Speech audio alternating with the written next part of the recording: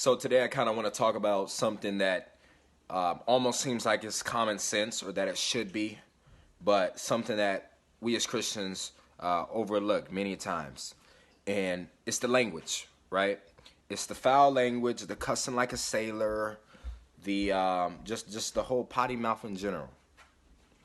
It's something that common sense would tell us that it's not okay, but our own conscious mind just overlooks it.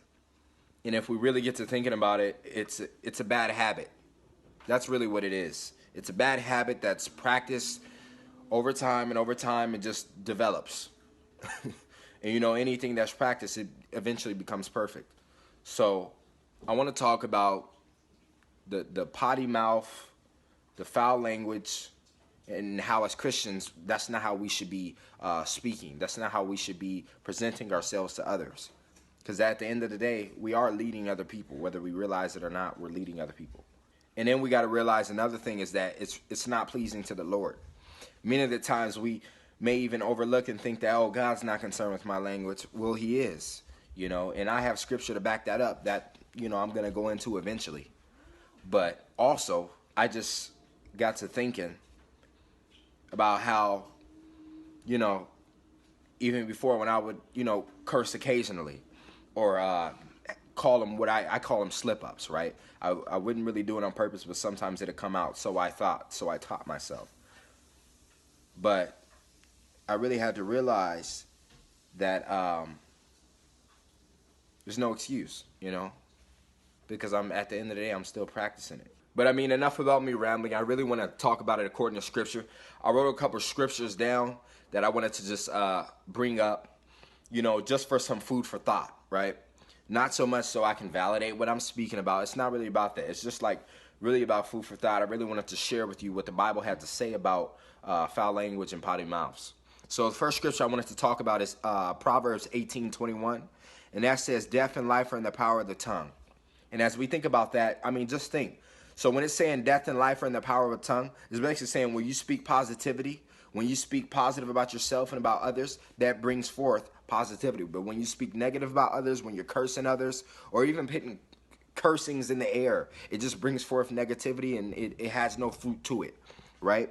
And another scripture is Colossians 4:8, or 4:6. It says, "Let your conversation be gracious and attractive so that you will have the right response for everyone." So that's telling us right there, the conversations that we have with ourselves, the conversations that we have with other people, let it be positive, let it be gracious, let it be something that people can actually learn from, let it be something that people can actually take something from. Let's not just have conversations that bring forth no fruit.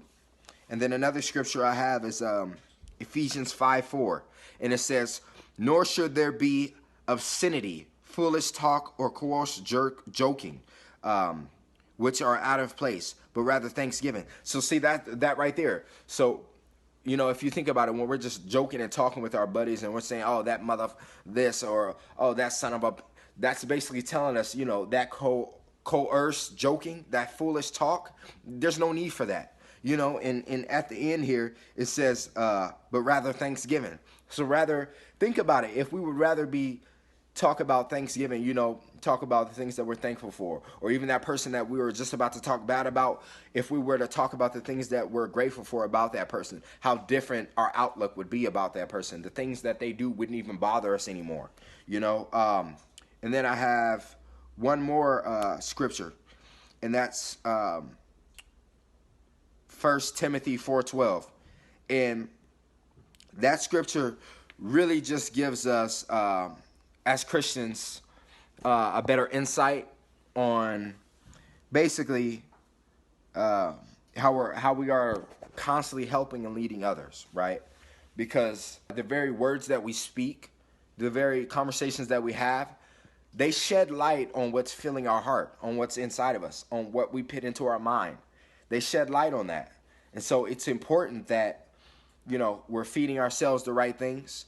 I'm even talking about, TV shows and news and YouTube and things like that. Whatever we feel into our mind, into our heart, it comes out, right? So if we're just watching nothing but negativity, it's going to come out. So I say that to say, let's make sure that we're leading ourselves and our family and those around us in the right way, which is God's way.